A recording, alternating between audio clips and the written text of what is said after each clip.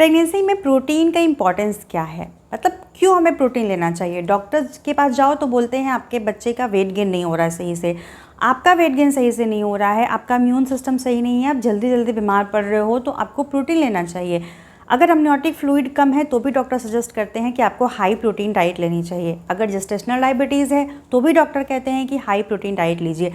कुल मिला के प्रेगनेंसी में प्रोटीन्स की इंपॉर्टेंस और बढ़ जाती है, मतलब प्रोटीन की नीड बढ़ जाती है। नॉर्मल दिनों के कंपैरिजन में आपकी बॉडी को जितनी प्रोटीन की ज़रूरत पड़ती है उससे ज़्यादा प्रोटीन की ज़रूरत प्रेगनेंसी में पड़ती है।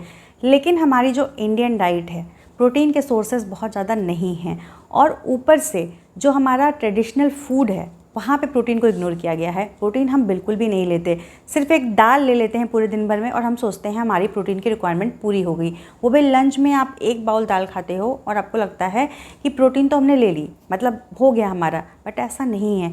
प्रोटीन की नीड बहुत ज़्यादा है। आपको प्रेगनेंसी में आपका जितना वेट है उसका लगभग 1.5 ग्राम आपको लेना है प्रोटीन। मान के चलते हैं अगर आपका वेट जो है वो 60 किलो है तो आपको अपने वेट का 1.5 गुना ग्राम में लेना है, किलो में नहीं लेना है। ग्राम में प्रोटीन इतनी ज़रूरत पड़ती है, इतनी नीड होती है आपकी बॉडी को। तो आपका अगर वेट 60 kg है तो लगभग आपको 90 ग्राम प्रोटीन की ज़रूरत पड़ती है, और एक अंडे में 6 ग्राम प्रोटीन होता है, सिर्फ दाल में 10 ग्राम प्रोटीन होता है। मतलब अगर आप एक कटोरी लेते हैं तो सोचो आप कहाँ प्रोटीन मिल रहा है आपको, क्या इतनी रिक्वायरमेंट जो है वो पूरी हो रही है आपकी। और अगर आपके बच्चे का वेट बहुत कम है, IUGR है, यानी आपके बच्चे का जो वेट है वो कम बढ़ रहा है, अपने जेस्टेशनल जो एज है उससे पीछे चल रहा है। मान लेते हैं अपने LMP के हिसाब से जो आपकी जेस्टेशनल एज है वो 20 हफ्ते की है, लेकिन आप अल्ट्रासाउंड कराने जाती हैं और आपके बच्चे की जो एज निकल के आती है वो 18 हफ्ते निकल के आती है। तो 2 वीक का जो लैग है, इसका मतलब ये है कि आपका बच्चा अंडर डेवलप्ड है, सही से डेवलप नहीं कर रहा है, सही से वेट गेन नहीं हो रहा है। इस केस में तो प्रोटीन की बहुत ज़्यादा ज़रूरत पड़ती है, आपको प्रोटीन ही लेना पड़ेगा। यही एक रास्ता है जिससे आपके बच्चे का रैपिड वेट गेन होगा।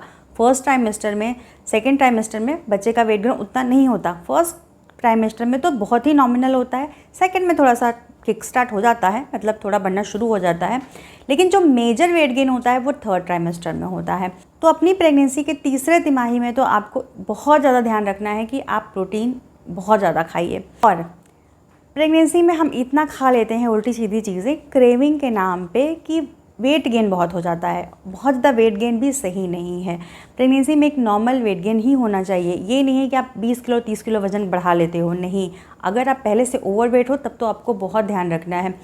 तो अगर अपनी डाइट में आप प्रोटीन शामिल करेंगे और कार्ब्स घटाएंगे, फैट घटाएंगे, तो आपका वेट गेन इतना होगा ही नहीं। तो ये भी एक प्लस पॉइंट है अगर आप प्रोटीन को अपनी डाइट में इंक्लूड करते हैं। तो अब बात कर लेते हैं कि आपको कैसे प्रोटीन मिलेगा, क्योंकि अभी मैंने ही कहा कि प्रोटीन के सोर्सेज बहुत ज़्यादा नहीं हैं।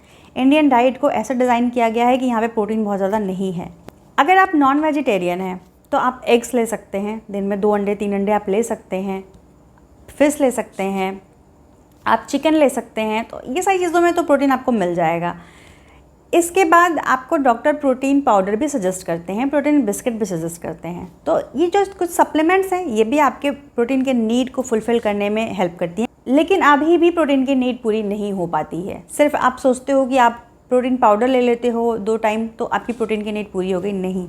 आपको डाइट में भी प्रोटीन डालना पड़ेगा। नॉन वेजिटेरियंस के लिए फ़िश, चिकन, एग हो गया, लेकिन अगर आप वेज हैं तो बहुत ऑप्शंस नहीं। प्रोटीन के लिए क्या ले सकते हो? सबसे पहले तो सुबह आप स्प्राउट्स ले सकते हैं।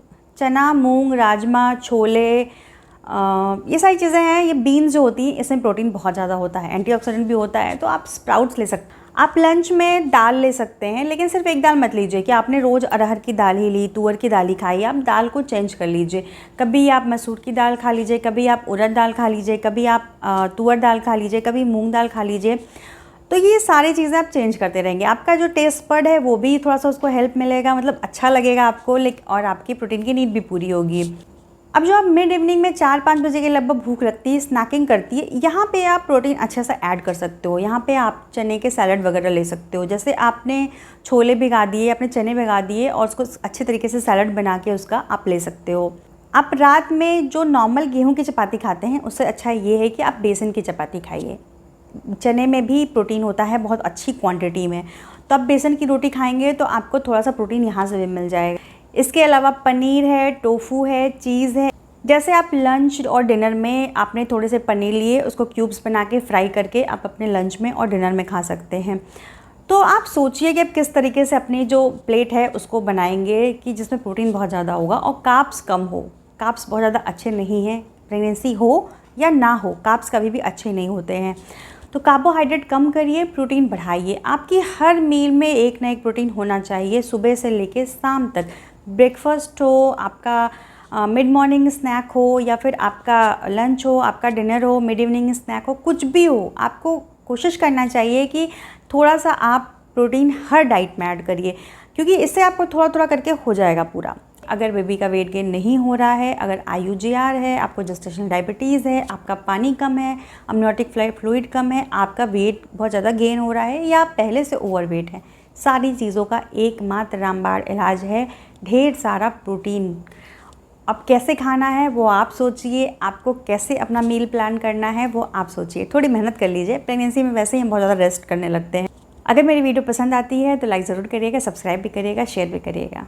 Thank you for watching.